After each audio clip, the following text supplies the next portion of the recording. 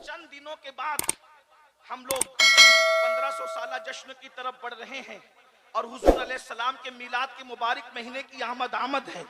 सरकार के मुबारक महीने की आमद है। इसलिए मैं 1500 साला जो लोग जश्न मना रहे हैं, जलसों के जरिए से, जुलूस के जरिए से और भी जराए से, सबको मुबारक हो। लेकिन मैं आपसे ये बात कहता हूँ, 1500 साला जश्न मिलाद हम इस तरह भी मनाएं कि इमाम अहले सुन्नत ने जो निकात पेश किए थे उम्मत की तरक्की और फलाह और कामयाबी के लिए, उन चंद निकात को अपनी जिंदगी के अंदर पैदा कीजिए। नंबर एक, दीनदार बनिए। कैसे दीनदार? सिर्फ रस्मी और इसमी दीनदार नहीं, बल्कि ऐसे दीनदार बनिए कि हमें हमारी दीनदारी को देखकर दुनिया पुकार उठे कि जब 1450 साल के बाद इन मुसलमानों की दीनदारी का आलम यह है, तो वो लोग जिनको रसूलुल्लाह ने सुफ़ा के चबूतरे पे बिठाकर जिनकी तरबियत की थी, उन लोगों की दीनदारी का आलम क्या होगा।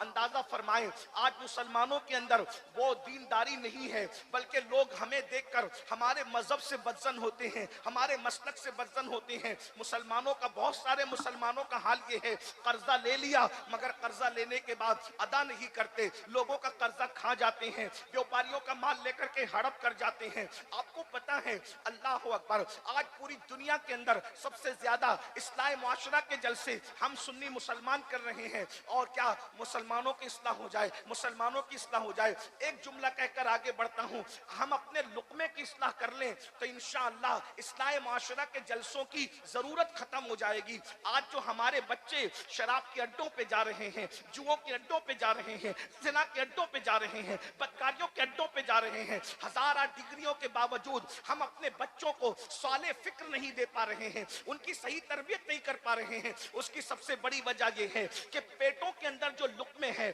वो हलाल नहीं रह गए। इल्ला माशाअल्लाह, कैफियत ये है कि हराम और हलाल की तमीज खत्म हो चुकी है। लुक़मे हलाल की अहमियत खत्म होती जा रही है। इसलिए याद रखो, दीनदार बनिए, दीनदार। ऐसे दीनदार लेन देन में भी हमारा सानी कोई ना हो, हमारी मिसाल कोई ना हो। इसी तरीके से खाने पीने के लुक़मे के एहतियात के मामले में भी हमारी तरह कोई ना हो। इसी तरह खैर ख्वाही के मामले में भी हमारी तरह कोई ना हो। इस तरह की कैफियत हमारी होनी चाहिए। तो दीनदार बनिए, नमाजों के पाबंद बनिए, शरीयत के पाबंद बनिए, चेहरों पे दाढ़ियां सजाइए। मिलाद मुस्तफा के मौके पर हम परचम तो लगाते हैं, हम गलियां तो सजाते हैं, बिल्कुल परचम भी लगाइए, गलियां भी सजाइए, लेकिन चेहरे को मुस्तफा जाने रहमत की सुन्नत से भी सजा लीजिए, ताकि यादगार रहे कि मिलाद मुस्तफा का जब 1500 साला जश्न आया था तो किसी ने परचम लगाया था, किसी ने गली सजाई थी, लेकिन मैंने सुन्नत मुस्तफा से अपने चेहरे को सजा लिया था। तो जब 1500 साला मिलाद मुस्तफा के जश्न का तस्करा होगा, ये यादें ताजा रहेगी। इसलिए मेरी गुजारिश है कि गलियां सजाने के साथ अपने वजूद को सुन्नत मुस्तफा से भी सजा लीजिए। दीनदार इस तरह से बनिए, लेन देन का मामला हो, पड़ोसियों का मामला हो, बीवी का मामला हो, माँ बाप का मामला हो, उलमा का मामला हो, मशाइख का मामला हो, हर मामले में दीन को मद्देनजर रखिए, शरीयत को फॉलो कीजिए, दीन को फॉलो कीजिए और ये ज़हन बना लीजिए कि हमारे लिए निजात का जरिया यही है कि हम अपने दीन पर चलें। मुस्तफा जाने रहमत ने जो रास्ता बताया है उस रास्ते पर चलें। कुरान कहता है, कुल इन कुंतुम तुहिब्बूनल्लाह फत्तबिऊनी युहब्बिबकुमुल्लाह व यगफिर लकुम ज़ुनूबकुम वल्लाहु गफूरुर रहीम। ऐ महबूबा, फरमा दीजिए कि अगर तुम अल्लाह को महबूब रखते हो तो मुस्तफा जाने रहमत का इत्तिबा करो, उनकी पैरवी करो, उनके पीछे पीछे चलो। जो मुस्तफा जाने रहमत की पैरवी करेगा अल्लाह उसको अपना महबूब बना लेगा। अल्लाह जिसको महबूब बना लेगा उसकी मग़फ़िरत फरमा देगा, उसकी बख्शिश फरमा देगा, और अल्लाह बख्शने वाला मेहरबान है। तो पहली चीज दीनदार बनिए।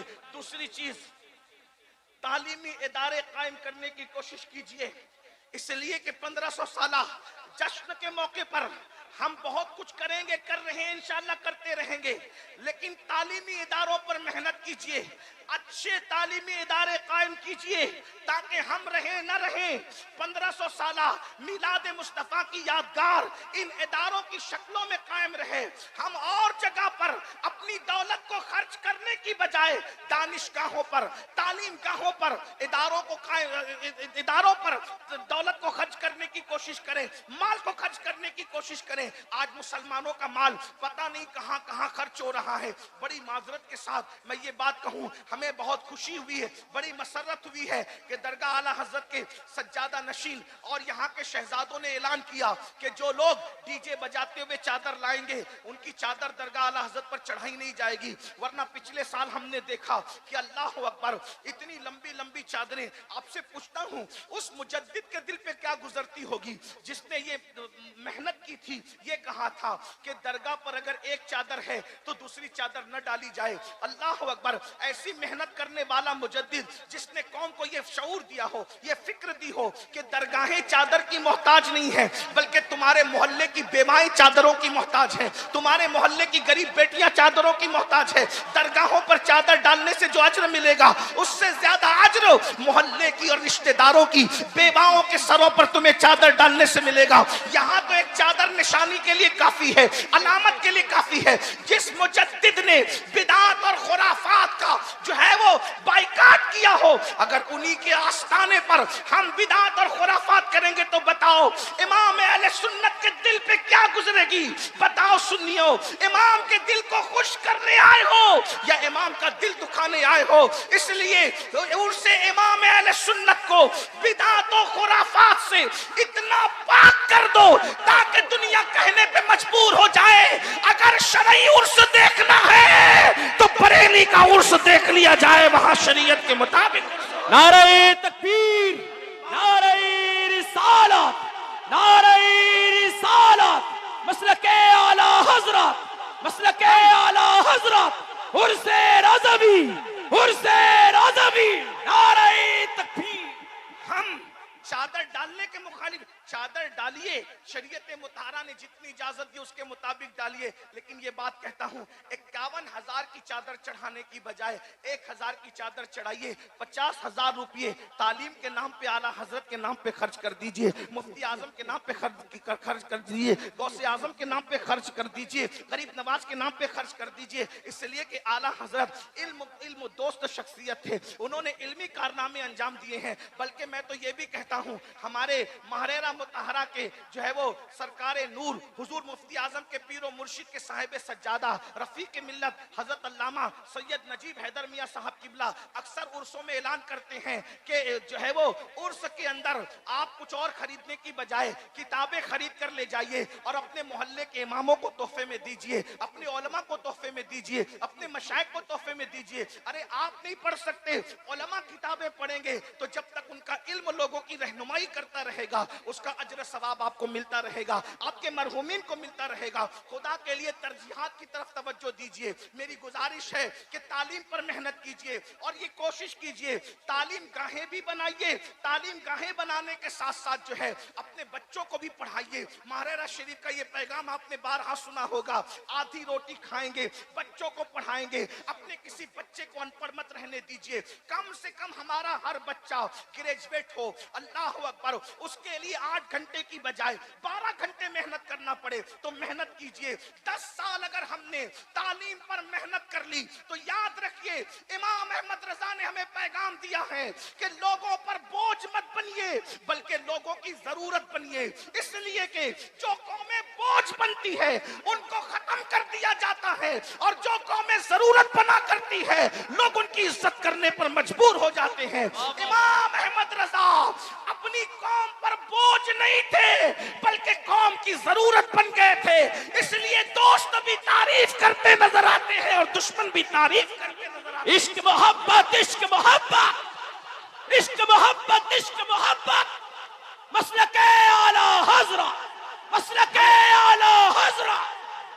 हम अपनी कौम की जरूरत बने, इसलिए कि एक मिसाल के जरिए समझाता हूं, जरूरत बनो, बोझ मत बनो। एक बात देखो, कीड़ा तो कीड़ा ही होता है, कीड़े को कोई पालता है, कीड़े को कोई खरीदता है? कीड़े बेचे जाते हैं? नहीं बेचे जाते, सब कीड़े मारे जाते हैं। लेकिन आपने रेशम का कीड़ा देखा होगा, रेशम का कीड़ा मारा नहीं जाता बल्कि रेशम का कीड़ा जो है पाला जाता है। क्यों पाला जाता है? क्योंकि वो कीड़ा बोझ नहीं है बल्कि लोगों की जरूरत है, क्योंकि उसके जरिए से लोगों को सिल्क मिलता है, रेशम मिलता है। अब पता चला अगर कीड़ा भी जरूरत बने तो लोग उसको भी खिलाने पिलाने पर पालने पे मजबूर हो जाते हैं। अब मुसलमानों बताओ, जब कीड़ा जरूरत बन जाए तो लोग उसकी कदर करने पे मजबूर मजबूर हो जाते हैं। अगर मुस्तफा जाने रहमत का उम्मती लोगों की जरूरत बन जाए तो बताइए लोग उसको उसकी इज्जत करने पे मजबूर होंगे कि नहीं होंगे। इसलिए बोझ मत बनो, जरूरत बनो। और जरूरत बनने के लिए आपको तालीम की तरफ तवज्जो करना होगा, इल्म की तरफ। ये भी बात बता दूं, अच्छी इमारतें भी बनाओ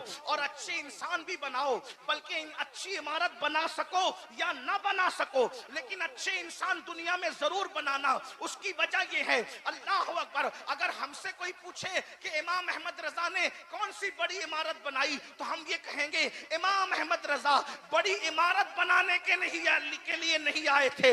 इमाम अहमद रजा बड़े इंसान बनाने के लिए आए थे, क्योंकि एक बड़ी इमारत दूसरी बड़ी इमारत नहीं बना सकती, मगर एक बड़ा इंसान हजारों अच्छे इंसान बना देता है। मिसाल के तौर पर इमाम अहमद रजा ने इंसान साजी का वो फरीजा अंजाम दिया, सदरुश शरिया जैसा बड़ा इंसान इमाम अहमद रजा ने बनाया। मुहद्दिस आजम जैसा बड़ा इंसान तरबियत करके इमाम अहमद रजा ने बनाया। जफरुद्दीन बिहारी जैसा बड़ा इंसान तरबियत करके इमाम अहमद रजा ने बनाया। मुबल्लिग इस्लाम अब्दुल अली मेहदी सिद्दीकी जैसा आलमी मुबल्लिग इस्लाम तरबियत करके इमाम अहमद रजा ने बनाया।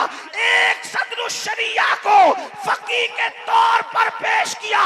सदरुश शरिया ने हाफिज मिल्लत को बनाया और हाफिज मिल्लत ने लाखों मिसबाहियान उलमा उम्मत को अता फरमाया। मसलके आला हजरत और से आला हजरत हजरत सैयद अमीरुल कादरी साहिब क़िबला। अगर आज अशरफिया जैसी इमारत चमक रही है, जामे नूरिया जैसी इमारत चमक रही है, जामे रजा जैसी इमारत चमक रही है, जामे कादरिया रीछा जैसी इमारत चमक रही है, बरकात रजा, और इस तरीके से अहले सुन्नत के जितने इदारे हैं देख लीजिए, या तो आला हजरत के शागिर्दों के शागिर्द हैं या शागिर्दों के शागिर्दों के शागिर्द हैं। पता चला एक अच्छा इंसान कितने अच्छे इंसान बनाता है। तो याद रखिए, अच्छी इमारतें भी बनाइए, अच्छे इंसान भी बनाइए। और आखिरी बात, दीनदार बनो, तालीम पे मेहनत करो और मालदार बनो। मालदार कैसे बनोगे? मोबाइल चोरी करके नहीं, जुआ खेल के नहीं, मोबाइल पर जुआ खेल के नहीं, सट्टों का धंधा करके नहीं, शराब बेच कर नहीं, नशा बेच कर नहीं, बल्कि हलाल के जरिए से मेहनत करो। मेहनत करो मालदारी पर, इसलिए कि गुर्बत कभी कभी कुफ्र तक ले जाती है। अगर मुसलमान हिंदुस्तान का 10 साल तक मेहनत करे मालदार बनने के लिए, सही समतों में मेहनत करे, इजी मनी के चक्कर में हराम की तरफ न जाना, शॉर्टकट में मालदार और करोड़पति बनने के चक्कर में हराम की तरफ मत जाना, बल्कि मेहनत करो। मेहनत में बरकत है। ये जो नौजवान हमारे 8-8 घंटा, 5-5 घंटा, 10-10 घंटा इंटरनेट, फेसबुक और मोबाइल पर लगे रहते हैं। मोबाइल का तो इतना शौक है कि लोग मिंबर पे भी मोबाइल पे लगे रहते हैं, स्टेजों पे भी मोबाइल पे लगे रहते हैं, जलसों में भी मोबाइल पे लगे रहते हैं। देखिए मेरे भाइयों के हाथ में मोबाइल है ना, यानी मोबाइल, बल्कि मैं कह दूं जितना बीवी के साथ वक्त नहीं गुजारते उतना मोबाइल के साथ वक्त गुजारते हैं। ये अफसोस की बात है। मोबाइल इस्तेमाल करो, जरूर करो, लेकिन वो जरूरत है भाई। आप गौर फरमाएं, जो खाना और पीना इंसान की जिंदगी के लिए जरूरी है, उसके बारे में भी कुरान कहता है, कुलू वशरबू वला तुसरिफ, खाओ पियो, हद से मत बढ़ो। तो किसी भी मामले में हद से बढ़ने की इजाजत नहीं है।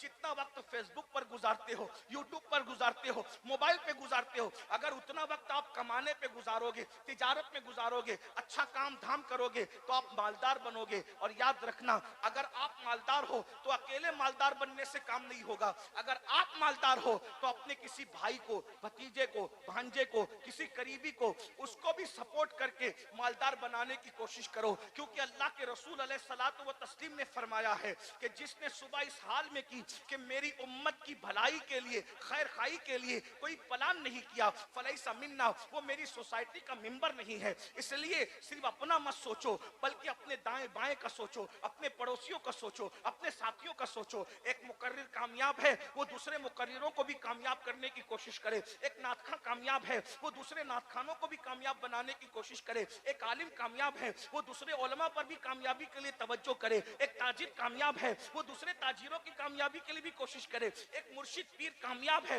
वो दूसरे पीरों की भी कामयाबी के लिए कोशिश करे। और इसकी अगर आप तस्वीर देखना चाहते हैं तो आप माजी करीब में बहुत देख सकते हैं। उस इसके जिक्र का यहाँ वक्त नहीं है। बस मैं इतना कहना चाहता हूँ, दीनदार बनो, मालदार बनो और एजुकेशन पे मेहनत करो। अगर इन 3 निकात पर आपने मेहनत की तो इंशाअल्लाह तबारक व तआला चंद सालों के अंदर हमारे मुल्क का ही नहीं बल्कि दुनिया का नक्शा बदल जाएगा, दुनिया का नक्शा तब्दील हो जाएगा। इमाम अहले सुन्नत जहां बड़े आलिम थे वहीं बड़े मुफक्किर भी थे, बड़े अजीम सियासतदान भी थे, बड़े अजीम आशिक रसूल भी थे। इमाम के उर्स में आए हो, ये 3 निकात अपने साथ लेकर के जाओ। एक दूसरे को मजबूत करो, एक दूसरे को धक्का देकर गड़े में गिराने की बजाय उठाने की कोशिश करो। याद रखना, गड़ों में गिराने वाले कभी तरक्की नहीं किया करते, हमेशा उठाने वाले तरक्की किया करते हैं। इमाम अहमद रजा ने उठाया और जब उठाया तो इमाम अहमद रजा गिरे नहीं रहे। इमाम ने दूसरों को उठाया अपनी हैसियत के मुताबिक,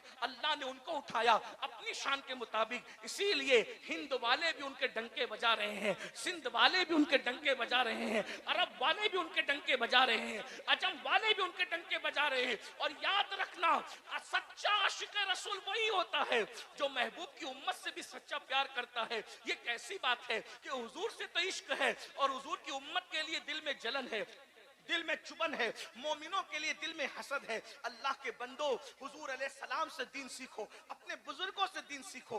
बस मैं अपनी बात इतनी कह के मुकम्मल करता हूँ। उर्स रज़वी में आए हो तो कोई ना कोई मकसद लेके जाओ, एम लेकर के जाओ और मिलादुन नबी का जश्न मनाओ। शरीयत मुताहरा की रोशनी में, हुदूद शरा में रहकर कोई हम पर टिप्पणी न कर सके, कोई हम पर नुक्ताचीनी न कर सके। लोग बस इतना कहें कि इमाम अहमद रजा के नाम लेवाओं को हमने देखा, इल्म में इनका मेयार अलग है, तकवे में इनका मेयार अलग है, परहेजगारी में इनका मेयार अलग है। जो लोग मस्तके आला हजरत का नारा लगाते हैं, हमने तसल्लुक में भी उनको देखा, तफक्को में भी उनको देखा, इल्म हदीस में भी उनको देखा, खैर खाई में भी उनको देखा कि वो इमाम अहमद रजा की तालीम पर चलते नजर आते हैं। अल्लाह पाक की बारगाह में दुआ करता हूँ, अल्लाह हम सबको फिक्र इमाम अहमद रजा पर अमल करने की तौफीक अता फरमाए। और थोड़ी मोड़ी अपनी मर्जी की फिक्र नहीं बल्कि जो मुकम्मल फिक्र रजा थी, अल्लाह उस मुकम्मल फिक्र रजा को हमें कबूल करने की तौफीक अता फरमाए। मुकम्मल फिक्र रजा क्या है? एक मेरा ही रहमत पे दावा नहीं, शाह की सारी उम्मत पे लाखों सलाम। मुकम्मल फिक्र रजा क्या है? एक तरफ आदाएं दी, एक तरफ है हासे दी, बंदा है तन्हा शाह, तुम पे करोड़ों दुरूद। मुकम्मल फिक्र रजा क्या है? काम वो ले लीजिए तुमको जो राजी करे, ठीक होना में रजा, तुम पे करोड़ों दुरूद। मुकम्मल फिक्र रजा क्या है? उन्हें जाना, उन्हें माना, न रखा गैर से काम। लिल्लाहिल हम्द, मैं दुनिया से मुसलमान गया। इमाम अहमद रजा की चौखट आबाद रहे। अल्लाह उनके मजार पर रहमत और नूर की क़यामत तक बरसात फरमाए। अल्लाह उनकी नस्लों को भी मुकम्मल तौर पर उनके नक्शे कदम पर चलने की तौफीक अता फरमाए और हम गुलामों को भी उनके नक्शे कदम पर चलने की तौफीक अता फरमाए। और उनकी फिक्र ये थी, लहद में इश्क रुखे शह का दाग लेके चले, अंधेरी रात सुनी थी चराग लेके चले। और तेरे गुलामों का नक्शे कदम राहे खुदा, तेरे गुलामों का नक्शे कदम राहे खुदा, वो क्या बहक सके जो ये सुराग लेके चले। जिना बनेगी मुहिब्बान चार यार की कब्र, जिना बनेगी मुहिब्बान चार यार की कब्र, जो अपने सीनों में ये 4 बाग लेके चले। रजा किसी सगे तैयबा के पांव भी चूमे, तुम और आह के कितना दिमाग लेके चले। हम सबको अल्लाह अमल की तौफीक दे। मैं मजीद आपके दरमियान रुकता, लेकिन मुझे दूसरी महफिल में शरीक होना है, इसलिए मैं इजाजत चाहूंगा आपसे भी, अपने उलमा से भी, हुजूर ताज मिल्लत से भी, और दुआ करता हूँ गुफ्तगू के दरमियान कोई गलती हो तो अल्लाह ताला माफ कर दे। मेरे अजीज भाइयों, हम जिस दौर से गुजर रहे हैं ये पुरफतन दौर जो है, इमाम अहले सुन्नत का जो जमाना था इससे बहुत मुख्तलिफ जमाना नहीं है। इस वक्त के अंदर जो है वो मुकम्मल कोशिश की जा रही है कि मुसलमानों को गरीब करो और गरीब करके इनके ईमान को छीनने की कोशिश करो। इसलिए कि कहा गया है कि गुर्बत कभी कभी इंसान को कुफ्र तक पहुंचाती है। याद रखिए, गुर्बत कभी कभी इंसान को कुफ्र तक पहुंचाती है। इसलिए इस्लाम इस्लाम दुश्मन ताकतें ये कोशिश कर रहे हैं कि किसी भी तरह से मुसलमानों को गुर्बत के दलदल में ढकेल दिया जाए, मुफलिसी के दलदल में ढकेल दिया जाए और इनको जो है अल्लाह अकबर गरीब कर दो ताकि ये रोटी के टुकड़े टुकड़े को मोहताज हो जाएं, ये लुकमे लुकमे को मोहताज हो जाएं। जब इनके बच्चे भूख से बिलक रहे हों, जब इनके बच्चे रोटी के लिए सिसकियां ले रहे हों, तो एक हाथ से हम रोटी पेश करें और फिर ये मुआहिदा करें कि रोटी लो और ईमान का सौदा करो, रकम लो और ईमान का सौदा करो। याद रखना, ईमान इतनी बड़ी दौलत है, ईमान इतनी कीमती नेमत है कि अल्लाह अकबर, ईमान से बड़ी कोई नेमत हो ही नहीं सकती। अल्लाह अकबर, सहाबा किराम रिदवानुल्लाहि ताला अलैहिम अजमईन तपती हुई रेत पर लिटाए गए मगर उन्होंने ईमान का सौदा न किया, उन पर चाबुक परसते रहे, ईमान का सौदा न किया, उनके सीने पे पत्थर रख करके उनसे ईमान छीनने की कोशिश की गई, वो अहद अहद की सदाएं लगाते रहे। मेरी कौम के जवानों, आज ईमान छीनने के लिए गुर्बत के दलदल में हमें ढकेलने की कोशिश की जा रही है और साथ ही साथ इनको गरीब करने के अलावा इनसे इल्म छीन लो, इनसे सरमाया इल्म छीन लो, इनको जिहालत की वादियों के अंदर ढकेल दो, ये अनपढ़ रह जाएं, ये अनपढ़ रह जाएं, ये पढ़ लिख ना सके। उसके लिए बाज़ाब्ता तौर पर इदारों के अंदर इस तरह की साजिशें की जा रही है, ना हमारे बच्चे पढ़ सके, ना हमारी बच्चियां पढ़ सके।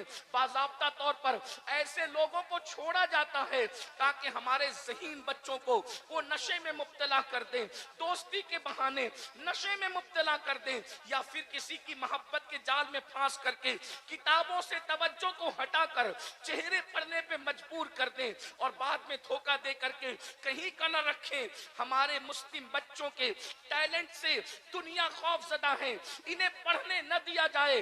जिस दिन ये पढ़ेंगे दुनिया की कोई ताकत इनका मुकाबला नहीं कर सकती।